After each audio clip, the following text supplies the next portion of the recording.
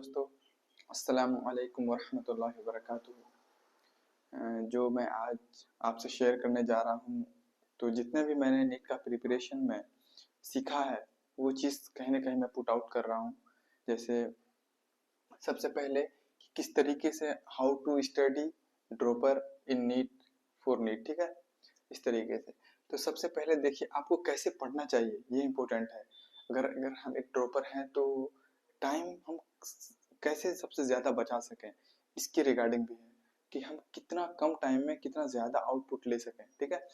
जैसे बायो और इनऑर्गेनिक जो पढ़ना है उसका तरीका डिफरेंट है। उसके बाद ऑर्गेनिक केमिस्ट्री का थोड़ा सा बिट मोर डिफरेंट है जो मैंने अपने इससे किया है। फिर फिजिक्स और फिजिकल केमिस्ट्री, ये सारी चीज़। जैसे देखिए बायो और इनऑर्गेनिक को सबसे पहले कैसे पढ़िए, देखिए सर का नोट्स जो है उसको पहले पढ़िए जो सर पढ़ा रहे हैं, ठीक है। लेक्चर अटेंड कीजिएगा, उसके बाद सर का नोट्स बनाइएगा, ठीक। उसके बाद आप एनसीईआरटी का बुक को पढ़िए जो एनसीईआरटी का बायो और इनऑर्गेनिक के अंदर है। उसके बाद आप क्वेश्चन प्रैक्टिस कीजिए मॉड्यूल से, बहुत ज़रूरी है। इस बार जो नीट 2025 में जो आया है वो काफ़ी ज़्यादा कहीं ना कहीं वो बहुत ही इंटेलेक्चुअल बेस्ड सवाल था। तो मॉड्यूल का बनाना मस्ट है, ठीक है, इंक्लूडिंग वर्कबुक, ठीक। मॉड्यूल को 4 से 5 बार मॉड्यूल को बनाइए, लेकिन मॉड्यूल के अंदर जितने भी हार्ड क्वेश्चंस जो मिलेंगे जब आप पहली बार बनाइएगा तो आपके कुछ क्वेश्चंस नहीं बनेंगे, 4 से 5 क्वेश्चंस। तो वहां पर उसको मार्क मत कीजिए गोले से। होता क्या है इसके पीछे कि आपका सबकॉन्शियस माइंड में चले जाता है कि ये क्वेश्चन टफ है, तो जब आप दोबारा उस क्वेश्चन को अटेम्प्ट करेंगे तो वो आपका क्वेश्चन नहीं बन पाता है, ठीक है। इसलिए 4 से 5 बार बगैर मार्क किए हुए बनाइए मॉड्यूल को, ठीक है। जब आप 4 से 5 बार बना लीजिएगा तो आपके अंदर जो कॉन्फिडेंस है वो खुद ब खुद बिल्ड हो जाएगा, ठीक है। अपने आप आपकी फ्लुएंसी बढ़ जाएगा, स्पीड रीडिंग बढ़ जाएगा, हर एक कैपेबिलिटी बढ़ जाएगा। चाहे आप कोई भी मॉड्यूल लगाएं, चाहे वो पीडब्ल्यू का हो, चाहे वो अ, इसका हो, आकाश का हो, चाहे वो एलन का हो। लेकिन मैं पीडब्ल्यू का मॉड्यूल बनाया था, कुछ मुझे टाइम उतना ज़्यादा नहीं मिल पाया था, लेकिन पीडब्ल्यू का मॉड्यूल बहुत ही कॉम्पैक्ट है और अच्छा भी है। उसका पीडब्ल्यू का सॉल्यूशन भी मिल जाता है यूट्यूब के अंदर। सेकंड चीज़ आप देखिए ऑर्गेनिक केमिस्ट्री कैसे पढ़िए, सर का लेक्चर अटेंड कीजिए, उसके बाद सर का जो नोट्स, ठीक है, सर का जो नोट्स होगा उसको पढ़िए। फिर उसके बाद आप और यहाँ पर एक चीज़ मैं भूल गया, सॉरी फॉर दैट, कि फॉर इनऑर्गेनिक केमिस्ट्री के एनसीईआरटी का जो एक्सरसाइजेस है ना, एटलीस्ट उसको 2 टाइम्स करिए, ठीक है।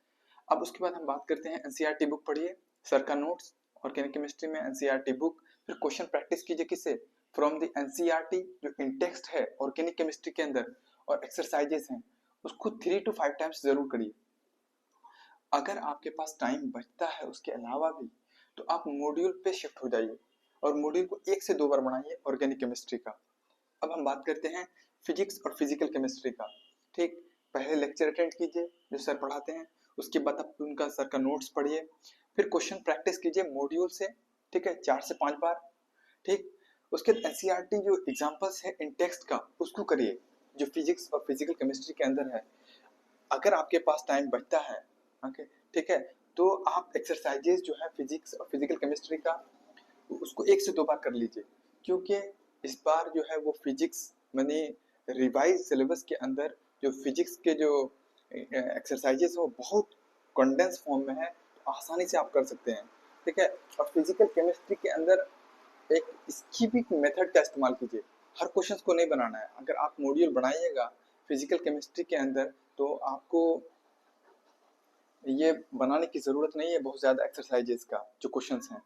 मैं आपको बताऊंगा कि स्कीमिंग मेथड क्या होता है, यानी क्वेश्चंस को पढ़े और आगे निकलना है, क्योंकि टाइम को बचाना एक ड्रॉपर के लिए सबसे इम्पोर्टेंट रोल प्ले करता है। क्योंकि जितना आप टाइम बचा पाइएगा उतना ज़्यादा से ज़्यादा आप रिविजन पे टाइम दे पाइएगा।